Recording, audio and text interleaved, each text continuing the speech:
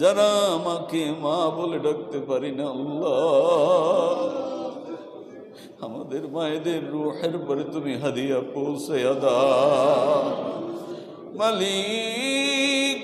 আমরা এখানে অনেকে আছি যারা বাপজানকে হারিয়েছি। আহারে আমাদের বাপজান আমাদের জন্য কত কষ্ট করেছিলেন, সমাজে প্রতিষ্ঠিত করার জন্য, মানুষের মতো মানুষ করার জন্য। বাবা নিজে না খেয়ে আমাদেরকে খাওয়াইছে, নিজে না পড়ে আমাদেরকে পড়াইছে। আল্লাহ,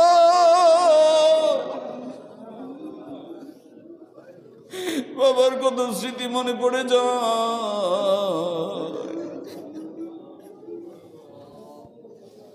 আমাদের বাবাদের রূহের পরে তুমি হাদিয়া পৌঁছায়া দাও।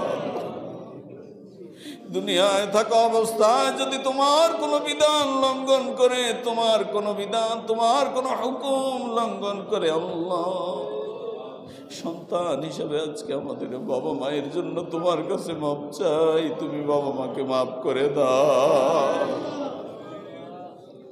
বাবা মায়ের কবরে আযাব দিও না, বাবা মায়ের কবরে আযাব দিও না। সালাতুল ইশা জামাতের সাথে শেষ করেছি। সবাই আল্লাহর শুকরিয়া আদায় করি আলহামদুলিল্লাহ। আমরা নবী সাল্লাল্লাহু আলাইহি ওয়াসাল্লামের মিরাজে আল্লাহ পাকের সাক্ষাতে যে 14টি বিষয় নবী সাল্লাল্লাহু আলাইহি ওয়াসাল্লাম এনেছিলেন, এই 14টি বিষয়ের 8টা বিষয় আমরা শুনেছি। বলেন কয়টা বিষয়?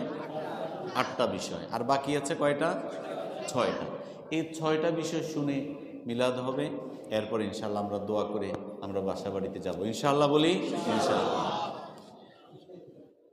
তাহলে এই 14টা বিষয়ের প্রথম যে বিষয়টা ছিল সেটা হচ্ছে কি, আল্লাহ ছাড়া অন্য কারো ইবাদত করা যাবে। সবাই বলেন আল্লাহ ছাড়া অন্য কারো ইবাদত করা যাবে না। তাহলে একমাত্র ইবাদত করতে হবে কার? আল্লাহ।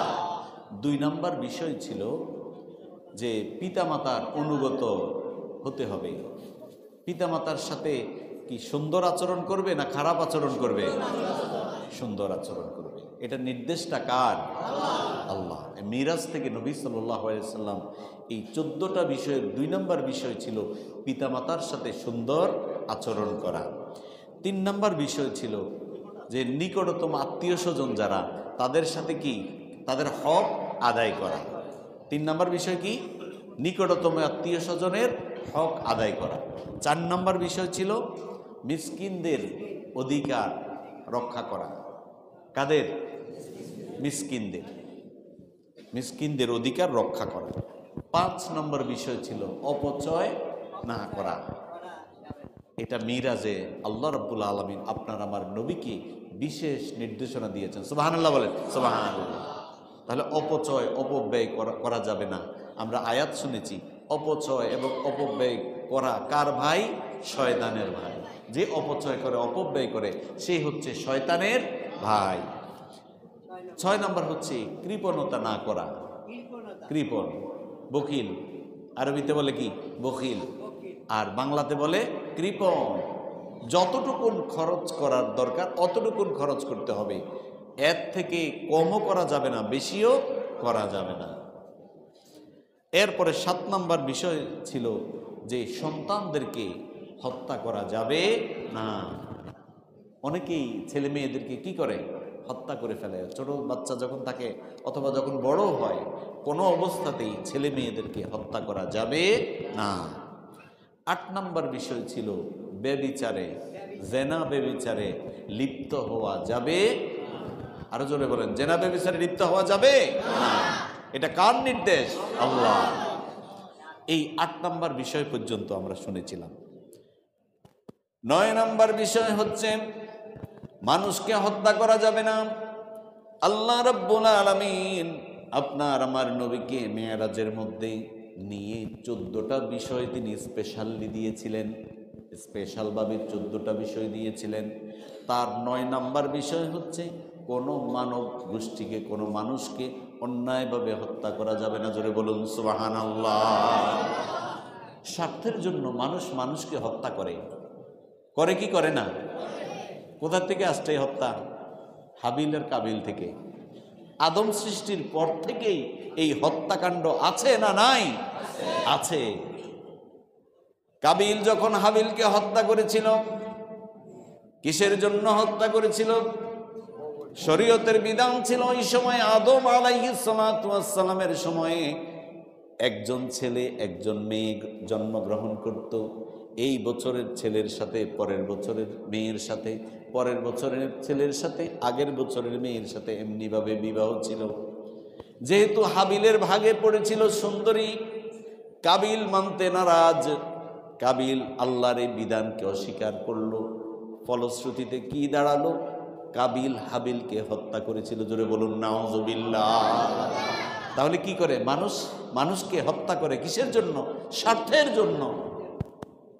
এখন তো মনে হয় হত্যাকাণ্ড নাই, কি বলেন? আছে কি নাই? আছে। কিয়ামত পর্যন্ত থাকবে। কোন মানুষ যদি কোনো মানুষকে হত্যা করে তাহলে সে কবিরা গুনাহ করলো। কি গুনাহ? কবিরা গুনাহ। আর ইসলামের বিধান যদি থাকে, কোরআনের আইন যদি থাকে, তাহলে সে যে রকম একজন মানুষকে হত্যা করছে, শরীয়তের বিধান কি? তাকেও হত্যা করা। এখন কি এটা আছে? হত্যাকারী তো ধরতেই পারে না। না ধরার পিছনে কারণ হচ্ছে এখন যেই বিচারালয় আছে, আপনারা তো আমাদের থেকে বেশি জানেন, যেহেতু আপনারা গিয়েছেন। আমরাও অল্প একটু একটু পড়াশোনা করে পত্রপত্রিকা পড়ে দেখি যে বিচারালয়ের মধ্যে আজকে বিচারের নামে অবিচার বেশি। ঠিক কিনা বলেন? আল্লাহর বিধান নাই, কোরআন নাই, কোরআন দিয়ে বিচার নাই। নবী সাল্লাল্লাহু আলাইহি ওয়াসাল্লাম অন্ধকারাচ্ছন্ন জাতিকে একটি সুন্দর সমাজ উপহার দিয়েছিলেন। বলুন তো কি দিয়ে? কোরআন দিয়ে, ইসলামের বিধিবিধান দিয়ে। ইসলামের বিধান যখন সমাজের মধ্যে থাকবে, ইসলামের বিধান যখন ব্যক্তির মধ্যে থাকবে, পরিবারের মধ্যে থাকবে, দেশের মধ্যে থাকবে, ইসলাম হচ্ছে কোরআন দিয়ে। কোরআন ছাড়া ইসলাম হবে কি? না, কোরআন ছাড়া তো ইসলাম হবে না। এই কোরআনের বিধান যখন মানুষের মধ্যে থাকবে, পরিবারের মধ্যে থাকবে, দেশের মধ্যে থাকবে, তখন ওই বিচারালয়ে বিচারের নামে কেউ অবিচার করার সাহস পাবে না। জোরে বলুন সুবহানাল্লাহ। আল্লাহ তাআলা নবীকে মিরাজে নিয়ে এই শিক্ষা দিয়েছেন যে কোনোভাবেই মানুষকে হত্যা করা যাবে না। এবার আসুন কোরআনের ভাষায় শুনি। আল্লাহ রাব্বুল আলামিন বলছেন, ওয়ালা তাকতুলুন নাফসাল্লাতী হারামাল্লাহু ইল্লা বিল হক। আল্লাহ রাব্বুল আলামিন বলছেন, আল্লাহ যে কাজটাকে হারাম করে দিয়েছেন, মানুষকে হত্যা করা, এটা হচ্ছে কি? হারাম। তোমরা এই কাজটা করো না, কোনো মানুষকে হত্যা করো না। তবে হত্যা করা যাবে ইল্লা বিল হক, সত্যভাবে। কোরআনের নির্দেশ, রাষ্ট্রীয় আইনে যদি কোনো মানুষকে সঠিকভাবে বিচার করে তার যদি ফাঁসি হয়, তার যদি মৃত্যুদণ্ড হয়, তখন রাষ্ট্রীয়ভাবে সঠিক বিচারের মাধ্যমে তাকে ফাঁসি অথবা মৃত্যুদণ্ড দেয়া যাবে। নচেৎ শুধুমাত্র স্বার্থ উদ্ধারের জন্য, নিজের স্বার্থ হাসিলের জন্য, কোনো ব্যক্তিকে জায়গা জমি দখলের জন্য, অন্যায়ভাবে কোনো ফায়দা নেওয়ার জন্য কাউকে হত্যা করা যাবে না। হত্যা করা যাবে না। মানুষকে হত্যা করা এটা কঠিন গুনাহ, কঠিন গুনাহ। নিজের স্বার্থের জন্য, স্বার্থকে চরিতার্থ করার জন্য মানুষকে হত্যা করা যাবে না। আল্লাহ তাআলা নবীকে মিরাজে এটা শিক্ষা দিয়েছেন। 10 নাম্বার হলো, এতিমের সম্পদের কাছেও যাওয়া যাবে না। যাওয়া যাবে? যখন বাবা মা না থাকে তখন তো আরো সুবিধা, বলে যে আর তাকে দেখার তো কেউ নেই, আমি দখল করলেই তো পারি। নাউজুবিল্লাহ বলেন, নাউজুবিল্লাহ। অসংখ্য এই ঢাকা শহরের মধ্যে, এই আমাদের বাংলাদেশের মধ্যে অসংখ্য এতিম আছে যাদের সম্পদ বিভিন্ন জায়গায় ছড়িয়ে ছিটিয়ে আছে, আর মানুষ এটাকে হালাল মনে করে ভোগ করতেছে। নাউজুবিল্লাহ বলেন, নাউজুবিল্লাহ। এটা হারাম, হারাম। কোনো এতিমের সম্পদ বক্ষণ করা যাবে না। এবার আল্লাহ রাব্বুল আলামিন কি বলছে শুনুন, ওয়ালা তাকরাবু মালাল ইয়াতীমা ইল্লা বিল্লাতী হিয়া আহসান। আল্লাহ রাব্বুল আলামিন বলছেন ওয়ালা তাকরাবু, তোমরা কাছেও যাইও না, কাছেও যাইও না, মালাল ইয়াতীমা, এতিমের মালের কাছে তোমরা যেও না, ইল্লা, হ্যাঁ তোমরা যেতে পারো, বিল্লাতি হিয়া আহসান, সুন্দর পদ্ধতি অবলম্বন করে। সুন্দর পদ্ধতি কি?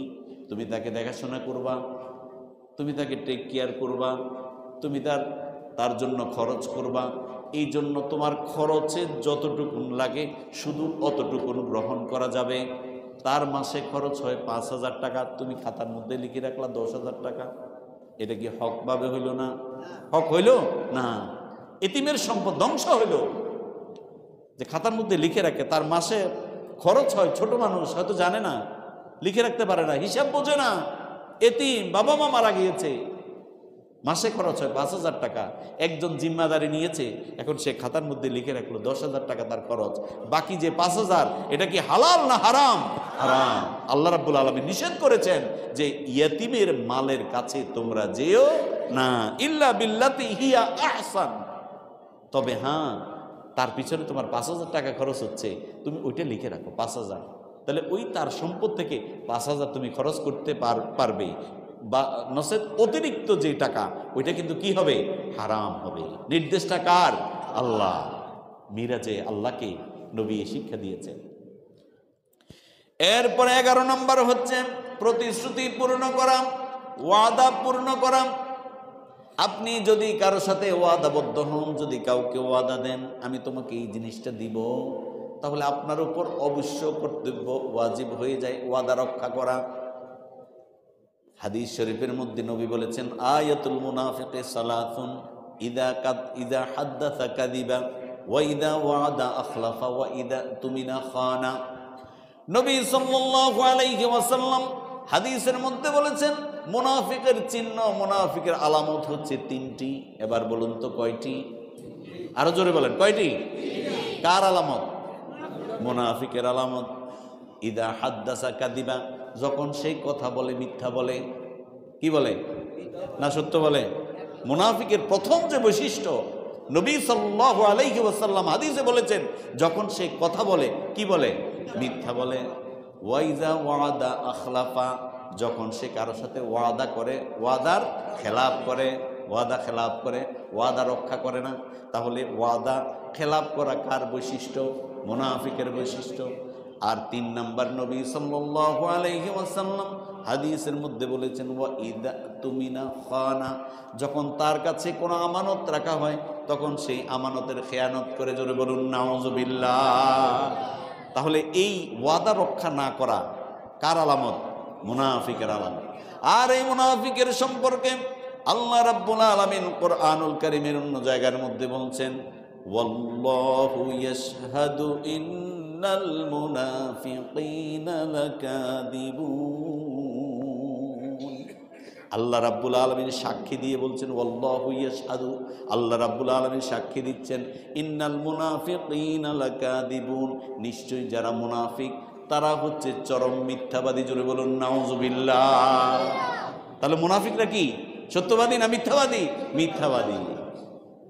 অন্য আয়াতের মধ্যে মুনাফিকদের ব্যাপারে বলা হয়েছে ইন্নাল মুনাফিকিনা ফিদ দারকিল আসফালি মিনান নার, জাহান্নামের সর্বনিম্ন স্তরের মধ্যে মুনাফিকরা অবস্থান করবে। জোরে বলুন নাউযুবিল্লাহ।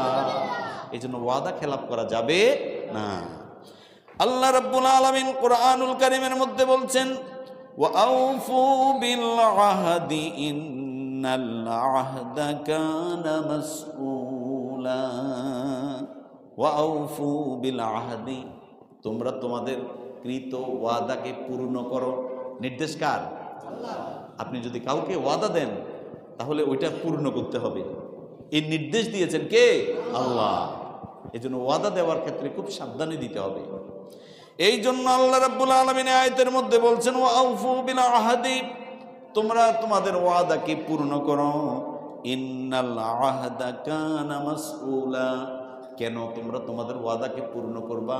কারণ আখিরাতে তোমরা যখন আল্লাহ রাব্বুল আলামিনের মুখোমুখি হবা, তখন আল্লাহ রাব্বুল আলামিন তোমাদের এই ওয়াদা সম্পর্কে তোমাদেরকে জিজ্ঞাসা করবেন। সুবহানাল্লাহ বলেন, সুবহানাল্লাহ। এই জন্য আল্লাহর সাথে দেওয়া ওয়াদা, আমরা যখন আলমে আরওয়াহতে ছিলাম, আল্লাহর সাথে আমরা একটা ওয়াদা দিয়েছি, মনে আছে তো সবার? যদি এমনিও আমরা স্মরণ করতে না পারি, রুহের জগতে যে ছিলাম, কিন্তু কোরআন আমাদেরকে বলছে, সুবহানাল্লাহ বলেন, সুবহানাল্লাহ। কোরআন বলছেন আমরা যখন রুহের জগতে ছিলাম, আল্লাহ রাব্বুল আলামিন আমাদের সকলকে প্রশ্ন করেছিলেন, আলাস্তু বিরাব্বিকুম, আমি কি তোমাদের প্রভু নই? আমি কি তোমাদের রব নই? আল্লাহ প্রশ্ন করেছিলেন। সেদিন আলমে আরওয়াহতে আমরা বলেছিলাম ক্বালু বালা, হ্যাঁ আপনি আমাদের রব। আমরা সেখান থেকে রবকে রব হিসেবে গ্রহণ করে আসছি। কিন্তু দুনিয়ার জিন্দেগিতে রব যেভাবে বলেছে আমরা যদি সেইভাবে না চলি, রবের যদি বিরোধিতা করি, রবের আইনের বিরোধিতা করি, রব যেমনভাবে চলতে বলেছেন ওইভাবে না চলে, এবার বলুন তো আখিরাতে যখন রবের সাথে সাক্ষাৎ হবে, রব কি আমাদেরকে জিজ্ঞাসা করবেন না করবেন না? করবেন। এই জন্য আল্লাহ রাব্বুল আলামিন এই আয়াতের মধ্যে বলছেন ইন্নাল আহদা কানা মাসউলা, তোমরা যত যত ওয়াদা দিয়েছ, তোমাদের প্রত্যেকটা ওয়াদা সম্পর্কে আল্লাহ রাব্বুল আলামিন তোমাদেরকে প্রশ্ন করবেন। জোরে বলুন সুবহানাল্লাহ।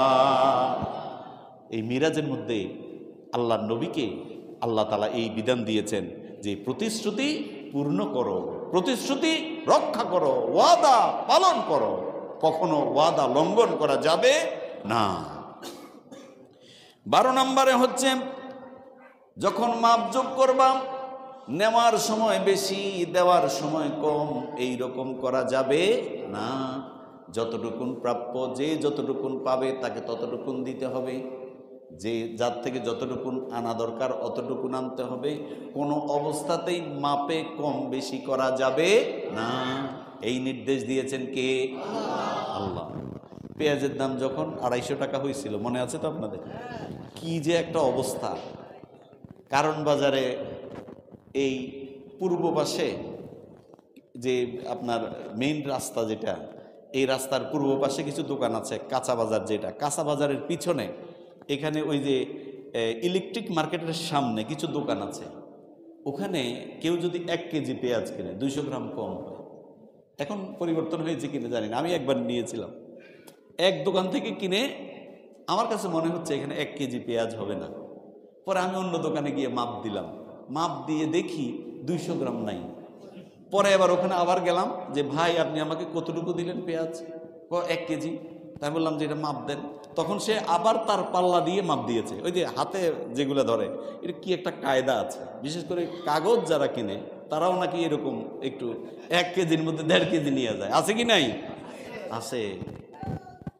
এই জন্য আল্লাহ রাব্বুল আলামিন আপনার আমার নবীকে মিরাজে নিয়ে বলেছেন, হাবিব আমার, কিয়ামত পর্যন্ত যত উম্মত আপনার আসবে তাদেরকে বলবেন তারা যেন মাপজোপে কম বেশি না করে, যতটুকুন প্রাপ্য অতটুকুন যেন দেয়। এই জন্য ব্যবসায়ী ভাই যারা, ব্যবসা হচ্ছে হালাল, ব্যবসায়ী ভাই নবীদের সাথে কিয়ামতের দিন উঠবে, কিন্তু যদি কম বেশি করে তাহলে কোথায় যাবে? জাহান্নাম। এই জন্য কখনো ওজনে কম বেশি করা যাবে না। নির্দেশ দিয়েছেন কে? আল্লাহ। আল্লাহ রাব্বুল আলামিন কুরআনুল কারীমের সূরা বনী ইসরাঈলের মধ্যে বলছেন, ওয়াআউফুল কাইলা ইযা কিলতুম ওয়াজিনু বিল কিসতাসিল মুস্তাকিম।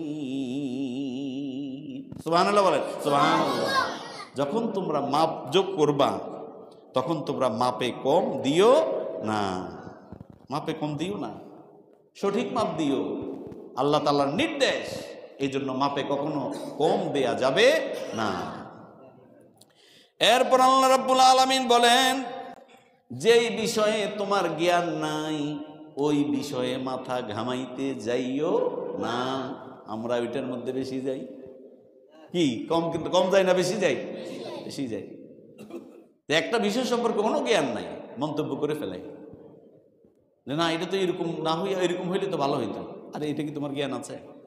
জ্ঞান যদি থাকে তাহলে এটা মন্তব্য করা যাবে, কিন্তু এটা কোনো জ্ঞান নাই তার, সে এখন ফতুয়া দিয়ে বসে। আমাদের এক হুজুর রংপুরে মাহফিলে যাচ্ছে। তো রংপুরে মাহফিলে যাওয়ার সময় আপনার বাসের মধ্যে উঠছে। তো বাসের মধ্যে উঠে এখন নামাজের ওয়াক্ত হয়েছে। ড্রাইভারকে বলেছে, ড্রাইভার বলছে, না হুজুর থামানো যাবে না, বাস থামানো যাবে না, আমাদের আপনি গাড়িতে পড়ে ফেলেন।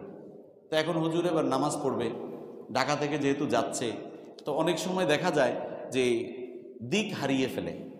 আমরা অনেক সময় সফর করার সময় যখন দূরে যাই তখন দিক হারিয়ে ফেলি, পশ্চিম কোনটা, পূর্ব কোনটা, উত্তর কোনটা, দক্ষিণ কোনটা, এরকম দিক ঠিক থাকে না। তো ওই হুজুর উনি এবার জিজ্ঞেস করছে কন্ট্রাক্টরকে, ভাই আমি তো নামাজ পড়বো, এখন কোন দিকে ফিরে নামাজ পড়বো, পশ্চিম কোনটা, আমি পশ্চিম দিকে ফিরে নামাজ পড়ব, পশ্চিম কোনটা? তো এখন সে বলতেছে, হুজুর কেন পশ্চিম? বলে আমি নামাজ পড়বো। বলে হুজুর একদিকে ফিরে নামাজ পড়লেই তো হয়। কি বলে? একদিকে ফিরে নামাজ পড়লেই তো হয়। তো বলে, এবার হুজুর বলতেছে, আমি এত বছর 18-20 বছর পড়াশোনা করে, এবং উনি মুফতিও, আমি মুফতি পাস করার ইফতা কমপ্লিট করে আমি মুফতি হয়েছি, মুফতি হওয়ার পরে আমি ফতুয়া দিতে পারি না, আর তুমি বাসের কন্ট্রাক্টর, তুমি ফতুয়া দিতেছ। আছে কি নাই বলে? আছে। এইরকম মন্তব্য, এইরকম বিষয়, যে বিষয় সে জানে না, এই না জানা বিষয়গুলো কখনো মন্তব্য বা করার জন্য মানুষকে বলা যাবে না। এবার শুনুন আল্লাহ রাব্বুল আলামিন কি বলেন। আল্লাহ রাব্বুল আলামিন বলেন, ওয়ালা তাকফু মা লাইসা লাকা বিহি ইলম, যে বিষয়ে তোমাদের জ্ঞান নাই ওইটার কাছেও তোমরা যাইও না, মন্তব্য করিও না। কেন? এরপর আল্লাহ রাব্বুল আলামিন বলছেন, ইন্নাস সামআ ওয়াল বাসারা ওয়াল ফুআদা কুল্লু উলাইকা কানা আনহু মাসউলা। সুবহানাল্লাহ বলেন, সুবহানাল্লাহ। কেন নিষেধ করেছেন আল্লাহ রাব্বুল আলামিন? আল্লাহ রাব্বুল আলামিন বলেন, ইন্নাস সামআ, নিশ্চয়ই তোমাদের শ্রবণ শক্তি, ওয়াল বাসারা তোমাদের দৃষ্টি শক্তি, ওয়াল ফুআদা তোমাদের অন্তর, কুল্লু উলাইকা কানা আনহু মাসউলা, যে তিনটা বিষয়ের কথা বলা হলো, এদের প্রত্যেকটা বিষয় সম্পর্কে আমি রাব্বুল আলামিন তোমাদেরকে জিজ্ঞাসা করব। সুবহানাল্লাহ। তাহলে আমাদের শ্রবণ শক্তি, আমাদের দৃষ্টি শক্তি, আমাদের অন্তর কি চিন্তা করে, এই সকল বিষয় নিয়ে যিনি প্রশ্ন করবেন তিনি কে? আল্লাহ। মিরাজের মধ্যে এটা নবীকে বলে দিয়েছেন। এই জন্য আপনার দৃষ্টিকে অবনত করতে হবে, শ্রবণ শক্তিকে। আপনি কি শুনছেন? অনেক যুবক ভাই, এখন তো গানের এটা অনেকটা কমেছে, কিন্তু অনেক যুবক এখনো শোনে, এখনো অশ্লীল ভিডিও দেখে, অশ্লীল গান বাজনা শুনে, যেই ভিডিও মানুষকে খারাপের দিকে নিয়ে যায়, যেই গান বাজনা মানুষকে অশ্লীলতার দিকে নিয়ে যায়, ওই রকম ভিডিও দেখা শোনা শরীয়তে জায়েজ না। এই জন্য যুবক ভাই, শোনা যাবে না, অশ্লীল গান বাজনা শোনা যাবে না, অশ্লীল কোনো কিছু দেখা যাবে না। কারণ এই দৃষ্টি শক্তি সম্পর্কে আজকে আমাদের যাদের দৃষ্টি শক্তি আছে, আমি আপনি মূল্যায়ন করি না যে এই দৃষ্টি শক্তির কত দাম। যার দৃষ্টি নাই, যে ছেলেটা এখানে এতে মাঝে মধ্যে গজল গায়, তারে আপনি জিজ্ঞেস করে দেখেন যে ভাই তুমি যে দেখো না, তোমার কেমন লাগে? তখন বুঝবেন যে সে কি বলে। গাড়ির মধ্যে উঠলে যখন বলে যে আপনারা তো দেখতে পারেন দুনিয়ার এই পৃথিবীর আলো, আমি তো দুনিয়ার এই পৃথিবীর আলোটা আমি তো দেখতে পাই না, আল্লাহ তো আমাকে দেখার শক্তি দেয় নাই, সেই বুঝে এই দেখার মর্মটা কি। যার চোখ নাই তাকে যদি বলেন তোমাকে এখন চোখ দেওয়া হবে, কিন্তু তুমি কোনোদিন অশ্লীল কোনো কিছু দেখবে না, বলেন তো সে কি মানবে না মানবে না? মানবে। কেন? কারণ সে নিজে বোঝে যে চোখ না থাকার মর্মটা কি। চোখের মধ্যে একটু ব্যথা পেলে, চোখে একটু সমস্যা হলে, একটু কম দেখলে কত খারাপ লাগে, আনইজি লাগে। আর আল্লাহ তাআলা আপনাকে আমাকে এত সুন্দর, এত চমৎকার দৃষ্টি শক্তি দিলেন, শ্রবণ শক্তি দিলেন, অন্তর দিলেন, এটা দিয়ে খারাপ চিন্তা করেন কেন? খারাপ কিছু দেখেন কেন? খারাপ কিছু শুনেন কেন?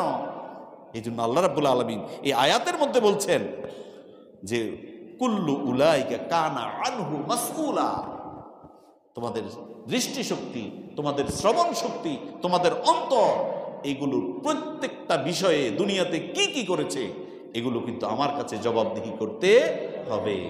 এই জন্য এগুলোকে খারাপ কাজে ব্যবহার করা যাবে না। কেউ যদি খারাপ কথা বলে তার সাথে যাবেন না, তার সাথে মিশবেন না, এখন তো আমরা যে বেশি খারাপ কথা বলতে পারি তার সাথে বেশি।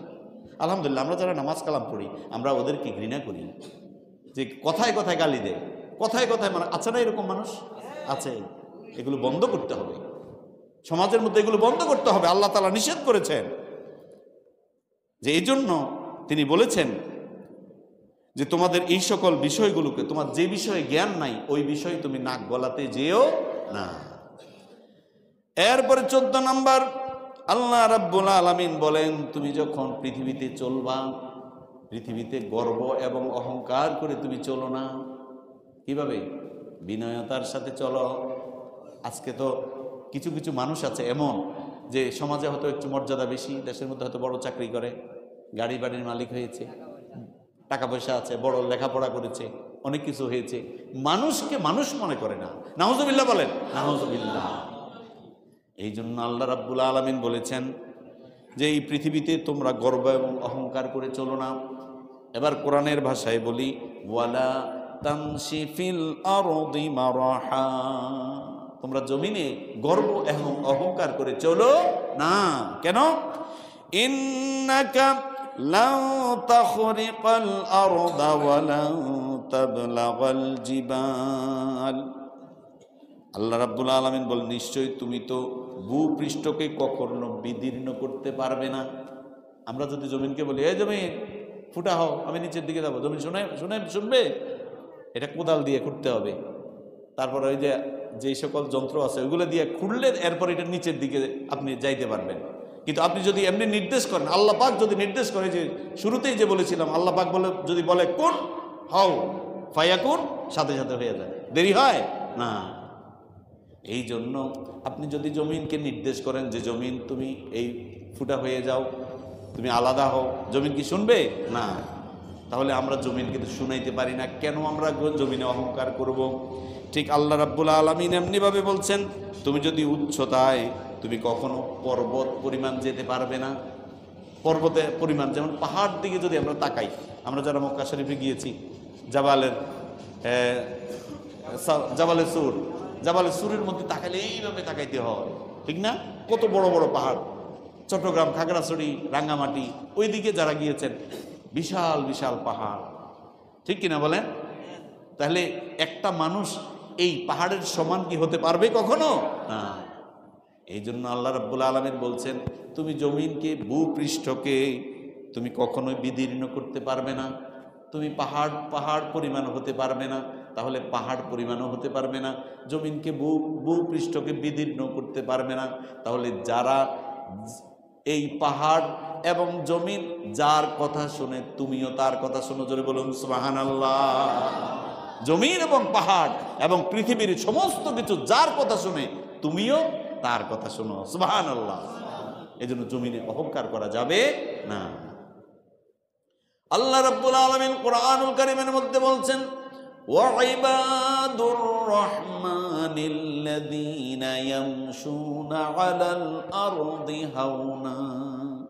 রহমানের বান্দা হচ্ছে তারা যারা জমিনের মধ্যে গর্ব এবং অহংকার করে চলে না। তাহলে জমিনের মধ্যে কখনো গর্ব এবং অহংকার করে চলা যাবে না। মানুষের সাথে সুন্দর করে কথা বলতে হবে, অহংকার বসে কথা বলা যাবে না। মানুষকে শুধু শুধু মানে এই কষ্ট দিয়ে কথা বলা, এরকম কথা বলা যাবে না। এটা নিষেধ করেছেন কে? আল্লাহ।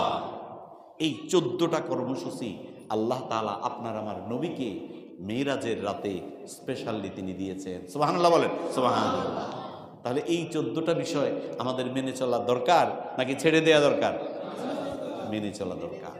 আসুন আমরা আমাদের জীবনে নবী সাল্লাল্লাহু আলাইহি ওয়াসাল্লাম মেরাজ থেকে এই যে 14টা বিষয় নিয়ে এসেছেন, আমরা এই কর্মসূচিগুলো আমাদের ব্যক্তিগত জীবনে, পারিবারিক জীবনে, সামাজিক জীবনে, রাষ্ট্রীয় জীবনে যেই বিধানটা যেখানে প্রযোজ্য, আমরা যেন এগুলো মেনে চলতে পারি। আল্লাহ পাক আমাদের সবাইকে তৌফিক দান করুক, আমিন বলেন, আমিন।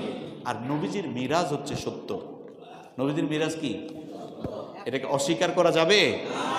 অস্বীকার করা, যদি কেউ অস্বীকার করে নবীর মিরাজ, তাহলে সে বেঈমান হয়ে যাবে, কাফের হয়ে যাবে।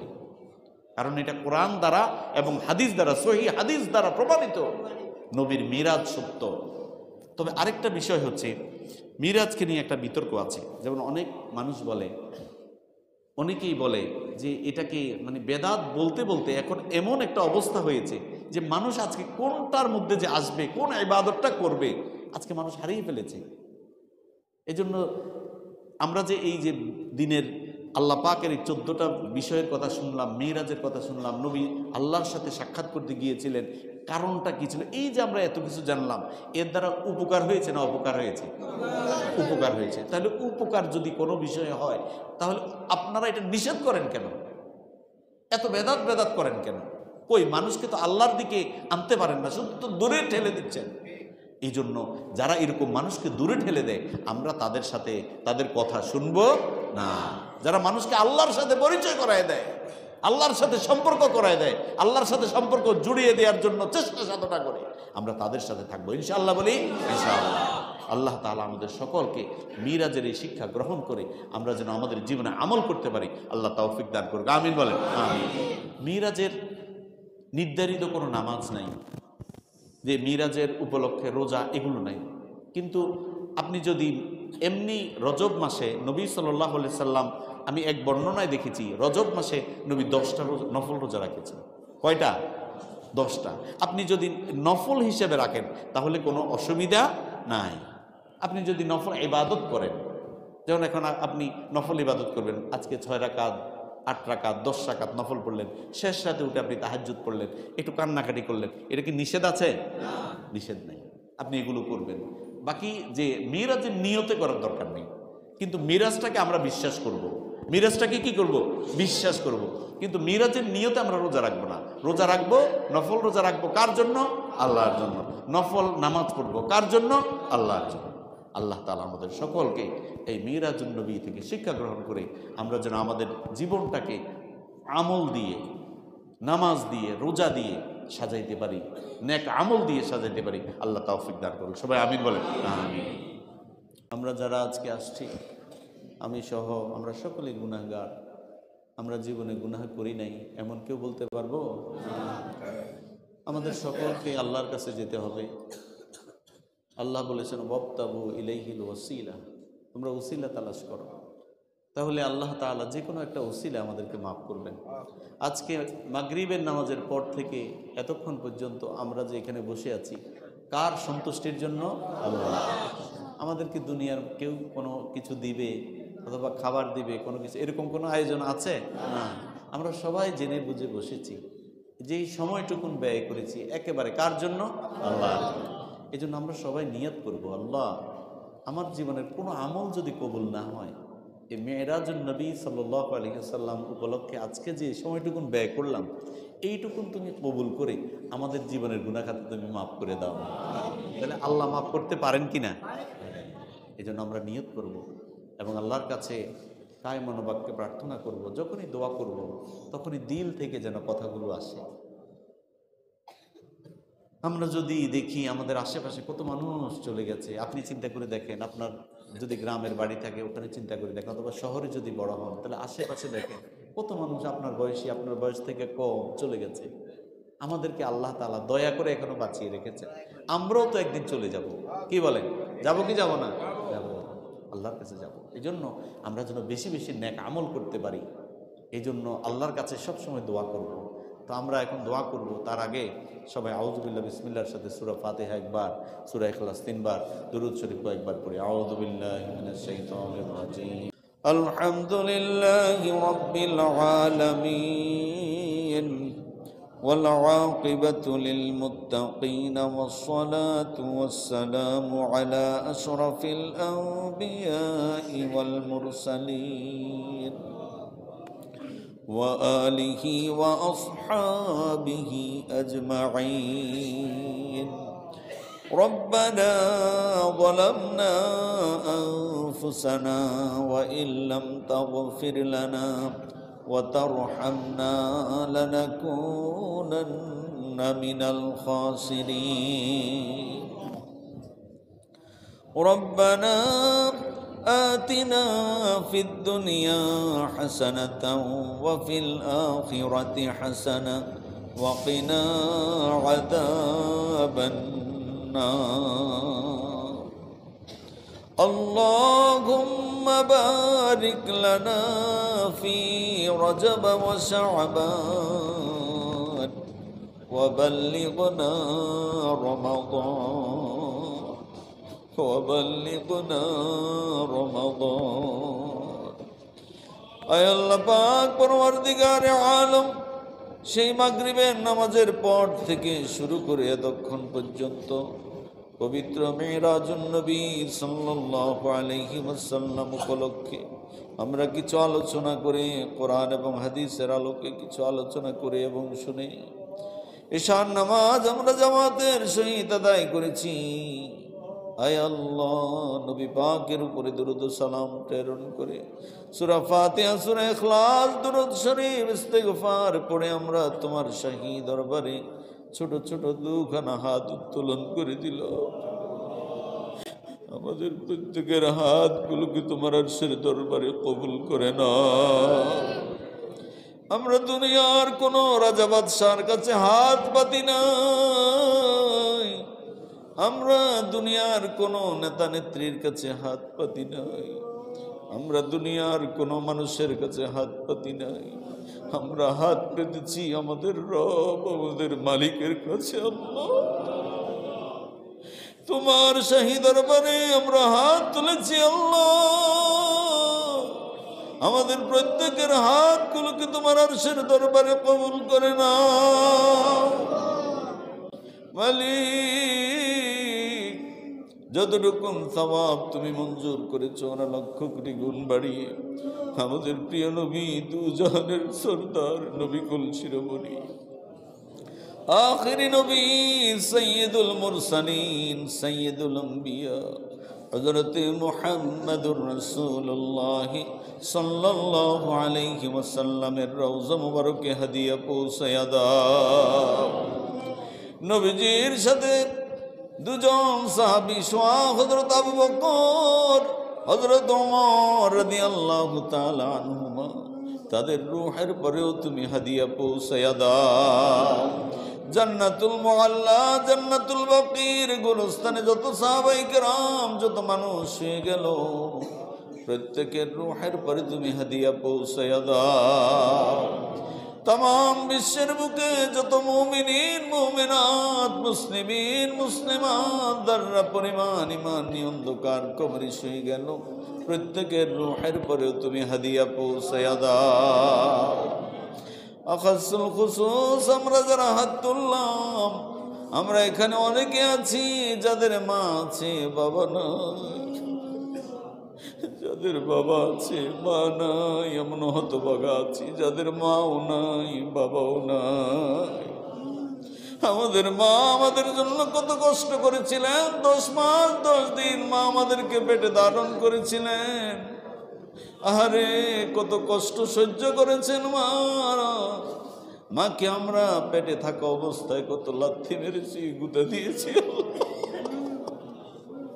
মা খেতে বসেছিল, খাবার রেখে মা উঠে গিয়েছিল। মা কোনদিন আমাদেরকে কষ্ট দেয় নাই।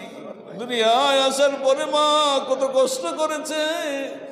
আয় আল্লাহ আমাদের ময়লা আবর্জনা পরিষ্কার করেছিল মা। ওগো মা যারা আমাকে মা বলে ডাকতে পারি না আল্লাহ আমাদের মায়েদের রূহের পরে তুমি হাদিয়া পৌঁছায়া দাও। মালিক আমরা এখানে অনেকে আছি যারা বাপজানকে হারিয়েছি।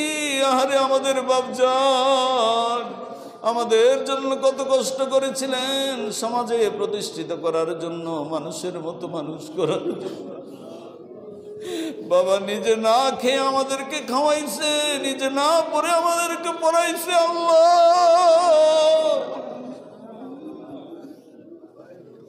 বাবার কত স্মৃতি মনে পড়ে যায়।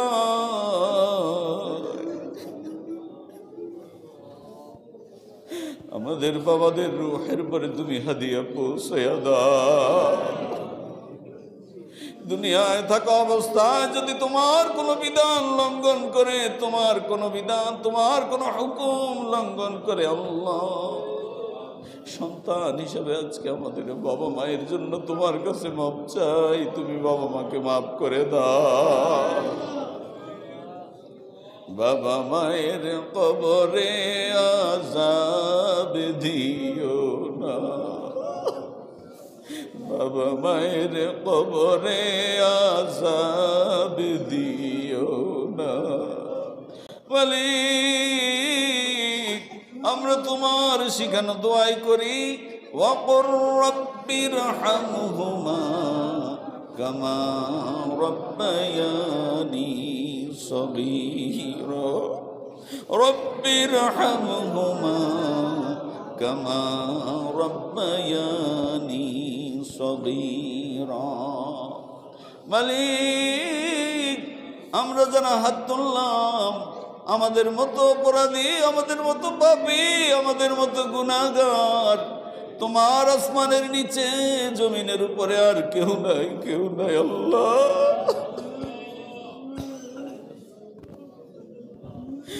আমরা তোমার রহমতের কাঙ্গাল, আমরা তোমার মাগফিরাতের কাঙ্গাল আল্লাহ। তোমার রহমতের দিকে তাকিয়ে আমাদের প্রত্যেকের জীবনের সমস্ত গুনাহ খাতা মাফ করে দাও। মালিক, দুনিয়ার আগুন সহ্য হয় না, জাহান্নামের 70 গুণ তেজস্বী আগুন কিভাবে আমরা সহ্য করব আল্লাহ? আমরা তো সহ্য করতে পারবো না আল্লাহ। আমাদের সকলের জন্য তুমি জাহান্নামের আগুনকে হারাম করে দাও। মালিক, সেই মাগরিবের নামাজ থেকে শুরু করে এতক্ষণ পর্যন্ত সময়টুকুন ব্যয় করলাম তোমার সন্তুষ্টির জন্য আল্লাহ। এই সময়টুকুন তুমি কবুল আর মঞ্জুর করে না। আমাদের দিকে তোমার রহমতের নজর দিয়ে একটু তাকাও আল্লাহ। মুসল্লি ভাইরা চোখের পানি ফেলে তোমার কাছে মাপ চাইতেছে আল্লাহ।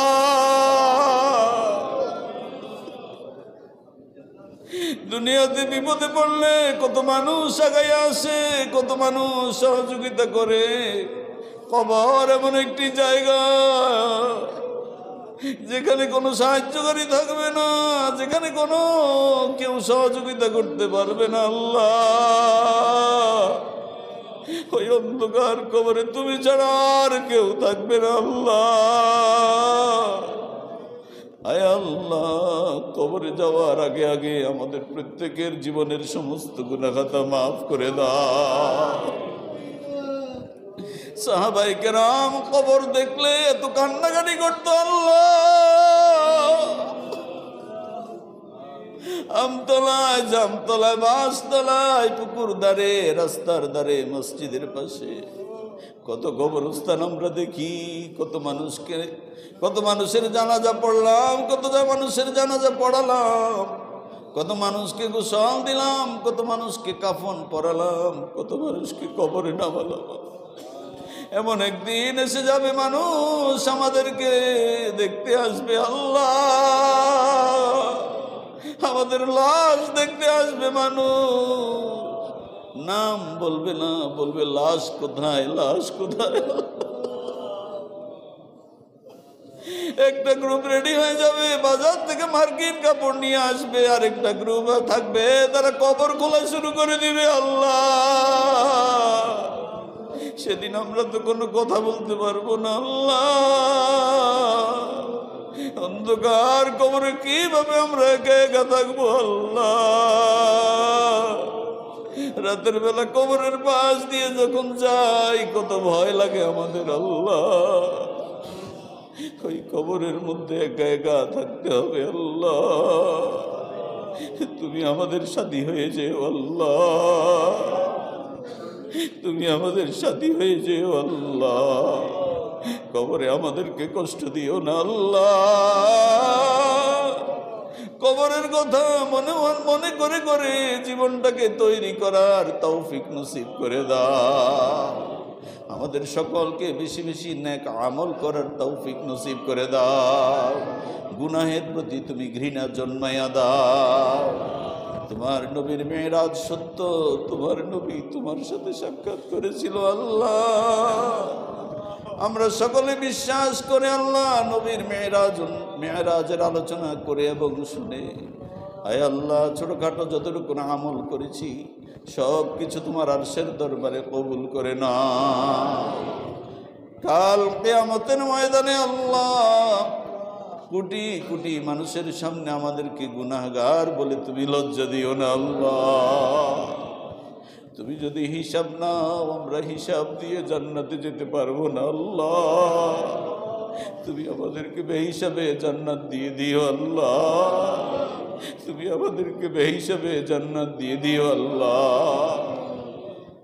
আমাদের পরিবার পরিজন ছেলে মেয়ে যাই কিছু দিয়েছো সবাইকে নেককার ফরিজগার হিসেবে তুমি কবুল করে নাও। আমাদের বাসা বাড়ির মধ্যে তোমার খায়রে বরকত এবং রহমত নাজিল করে দাও। আয় আল্লাহ তাআলা মুসল্লি ভাইরা অনেক আশা করে বসেছেন আল্লাহ। আমাদের কাছে তো কিছু নাই, আমরা দিতে পারবো না, তুমি দিতে পারো আল্লাহ। মুসল্লি ভাইরা যা চায় তুমি দিয়ে দাও আল্লাহ। আয় আল্লাহ মুসল্লি ভাইরা যা চায় তুমি দিয়ে দাও আল্লাহ। মুসল্লি ভাইদের দিলের নেক মাকসুদ গুলো তুমি পূর্ণ করে দাও। অনেক ভাই অনেক সমস্যার মধ্যে রয়েছেন, তাদের সমস্যাগুলোকে তুমি দূর করে দাও। অনেকে অসুখ অশান্তিতে আছেন, তাদের অসুখকে তুমি দূর করে দাও। অনেকের রিজিকের অসুবিধা আছে, তাদের রিজিকের ওসাআত দিয়ে দাও। ব্যবসায়ী ভাইদের প্রতি তোমার খাস রহমত নাজিল করে দাও। আয় আল্লাহ তাআলা আমাদের সাথে অনেক মা বোনেরা হাত তুলেছেন আল্লাহ। মা বোনদেরকে আবেদা যাকিরা সালেহা হিসেবে তুমি কবুল আর মঞ্জুর করে নাও। আয় আল্লাহ তাআলা নাখালপাড়া বড় মসজিদ, এই মসজিদের শুরু থেকে আজ পর্যন্ত নামাজ পড়ে পড়ে দান খয়রাত করে করে যত মানুষ অন্ধকার কবরে চলে গেল প্রত্যেকের রূহের পরে তুমি হাদিয়া পৌঁছায়া দাও। এই মসজিদের খেদমত করে করে কমিটির মধ্যে থেকে থেকে যত মানুষ এই মসজিদের খেদমত করেছেন, টাকা দিয়েছেন, পয়সা দিয়েছেন, জায়গা দিয়েছেন, জমি দিয়েছেন, বুদ্ধি দিয়েছেন, পরামর্শ দিয়েছেন, গায়ে খাটনি দিয়েছেন, আজকে যারা অন্ধকার কবরে চলে গেলেন আয় আল্লাহ তাদের প্রত্যেকের রূহের পরে তুমি হাদিয়া পৌঁছায়া দাও। এই মসজিদের সাবেক মুতাওয়াল্লি জনাব আতিকুল্লাহ মাদবর সাহেব এবং তার সহধর্মিনী তাদের রূহের পরে হাদিয়া পৌঁছায়া দাও। আয় আল্লাহ তাআলা আমি তো অল্প কয়জনকে চিনি আল্লাহ, তুমি তো সবার নাম জানো। আয় আল্লাহ যারা মসজিদের খেদমত করেছেন প্রত্যেকের রূহের পরে তুমি হাদিয়া পৌঁছায়া দাও। আয় আল্লাহ তাআলা আমাদের মসজিদের বর্তমান মুতাওয়াল্লি জনাব আব্দুর রহমান সাহেব, তার হায়াতের মধ্যে তুমি বারাকা নসিব করে দাও, তার অসুস্থতাকে তুমি দূর করে দাও, পরিবারকে তুমি কবুল আর মঞ্জুর করে নাও। আয় আল্লাহ তাআলা আমাদের মসজিদের সম্মানিত আহ্বায়ক আতাবাই, কেশিয়ার সাহেব, আরও যারা সদস্য হিসেবে আছেন, মিজাজ ভাই, রানা ভাই, আব্দুল হালিম ভাই, হাবিল ভাই, আয় আল্লাহ নুরু ভাই সহ আরও যারা এই মসজিদের খেদমতের জন্য আল্লাহ নাম লিখিয়েছেন আয় আল্লাহ তাদেরকে তুমি কবুল আর মঞ্জুর করে নাও। আয় আল্লাহ তাআলা মসজিদের জন্য যেন মন খুলে কাজ করতে পারে সেই তৌফিক তুমি তাদেরকে নসিব করে দাও। আয় আল্লাহ তাআলা আমাদের মসজিদের অসমাপ্ত কাজ যেন খুব শীঘ্রই খুব তাড়াতাড়ি যেন শুরু হতে পারে, তোমার গায়েবী খাজানার থেকে তুমি ব্যবস্থা করে দাও। আমরা যারা খেদমত করছি আমাদের খেদমতকে তুমি কবুল আর মঞ্জুর করে নাও। যত রকমের ভুল ত্রুটি আছে সমস্ত ভুল ত্রুটিগুলো তুমি মাফ করে দাও। তোমার সন্তুষ্টির জন্য আমাদের প্রত্যেকটি কাজকে তুমি কবুল আর মঞ্জুর করে নাও। আল্লাহ তাআলা এই নাখালপাড়া অত্র এলাকার মধ্যে তোমার খায়রে বরকত এবং রহমত নাজিল করে দাও। যত রকমের অকল্যাণ আছে অশান্তি আছে তুমি দূর করে দাও। আয় আল্লাহ তাআলা মুসলিম ভাইরা আমরা সবাই চলে যাব আল্লাহ, জানি না তুমি আমাদের দোয়া কবুল করছো কিনা আল্লাহ। সবাই আমরা আল্লাহর একবার ডাক দিয়ে বলি আল্লাহ, আবার আল্লাহরে ডাক দিয়ে বলি আল্লাহ। এই ডাকের উসিলায় তুমি আমাদের দোয়াকে কবুল করে নাও আল্লাহ। আল্লাহ তুমি আমাদের দোয়াকে কবুল আর মঞ্জুর করে নাও। অনেক মুরব্বিয়ানে কেরাম আজকের এই দোয়ায় শরীক হয়েছেন। মুরব্বীদের রূহে আয় আল্লাহ হায়াতের মধ্যে তুমি বারাকা নসিব করে দাও, তাদের অসুস্থতাকে তুমি দূর করে দাও। অনেক যুবক ভাইয়েরা আজকে মাহফিলে এসেছেন, যুবক ভাইদেরকে তুমি হযরত আলী রাদিয়াল্লাহু তাআলা আনহুর মতো কবুল করে নাও, আবু বকর রাদিয়াল্লাহু তাআলা আনহুর মতো কবুল করে নাও, ওমর রাদিয়াল্লাহু তাআলা আনহুর মতো কবুল করে নাও।